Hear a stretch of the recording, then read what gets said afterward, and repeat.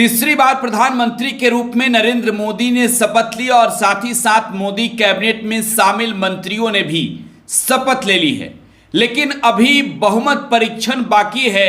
लोकसभा के अंदर सदन के पटल पर मोदी सरकार अपना बहुमत साबित करेगी और बहुमत परीक्षण के बाद केंद्र में फिर से नरेंद्र मोदी की सरकार कहलाएगी। इस बार नरेंद्र मोदी की सरकार अपने बदौलत नहीं बल्कि एनडीए में शामिल घटक दलों के बदौलत बनी है।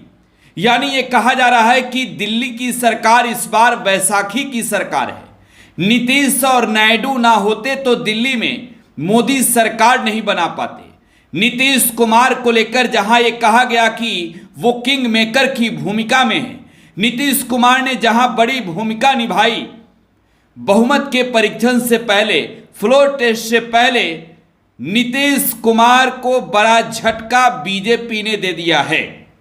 ये बड़ी खबर हम इस वक्त के आपको दे रहे हैं। बिहार के मुख्यमंत्री नीतीश कुमार को बड़ा झटका बीजेपी के नेता ने दिया है। देखिए, नीतीश कुमार जाहिर सी बात है वो व्यक्ति जिनके बिना इस बार सरकार नरेंद्र मोदी नहीं बना पाते, क्योंकि नीतीश और नायडू की राहें एक थी, नीतीश नायडू की बातें एक हो रही थी। और इस बार सरकार बनाने में नीतीश कुमार और चंद्रबाबू नायडू की बड़ी भूमिका ही नहीं बल्कि किंग मेकर की भूमिका में दोनों नेता नजर आए। लेकिन जब बात बिहार की करें तो बिहार में नीतीश कुमार की पार्टी जेडीयू ने 12 सीटें जीती। 16 सीटों पर नीतीश कुमार की पार्टी ने चुनाव लड़ा।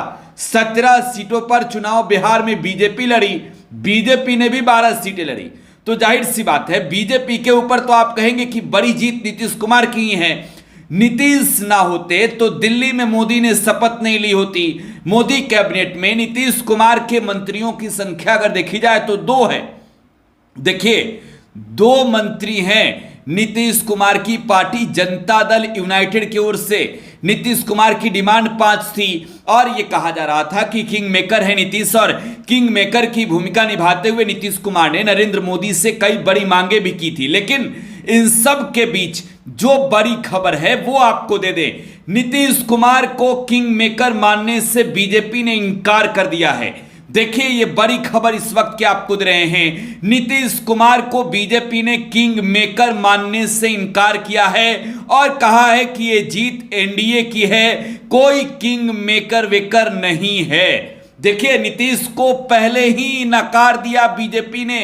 नीतीश कुमार को यह कह दिया कि वो किंग मेकर नहीं है, जबकि उनकी पार्टी जनता दल यूनाइटेड के तमाम नेता ये कह रहे थे कि इस बार जेडीयू जो है वो बड़ी भूमिका में है, जेडीयू जो है वो किंग मेकर की भूमिका में है और दिल्ली के शासक को तय करने के लिए जेडीयू का सहयोग हर दल को लेना होगा। और यही वजह है कि बीजेपी ने जनता दल यूनाइटेड का सहयोग लिया।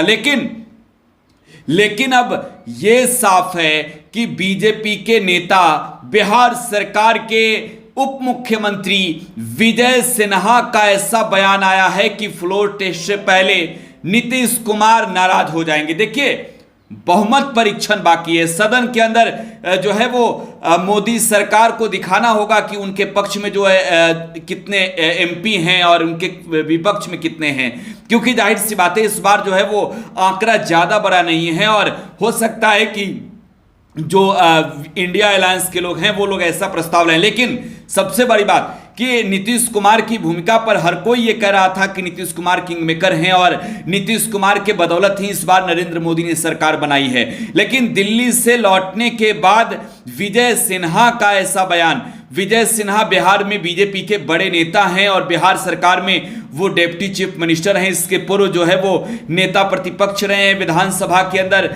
इसके अलावा अगर बात की जाए तो पूर्व की सरकार में जो है वो विजय सिन्हा ने बड़ी भूमिका निभाई। जो एनडीए की सरकार 2020 में बनी थी, बतौर जो है वो विधानसभा अध्यक्ष स्पीकर के पद पर जो है वो चयनित हुए थे। लेकिन इस बार नरेंद्र मोदी की सरकार बनाने में नीतीश कुमार ने बड़ी भूमिका निभाई। लेकिन विजय सिन्हा का यह बयान कि नीतीश ही नहीं कोई भी किंग मेकर नहीं है, कोई भी किंग मेकर नहीं है, नरेंद्र मोदी के चेहरे पर बिहार में जीत मिली। जबकि मोदी स्वयं स्वीकारते हैं कि नीतीश के नेतृत्व में ही बिहार में एनडीए ने जीत हासिल की और पिछली बार की तुलना में इस बार जीत का पारा खिसक गया है।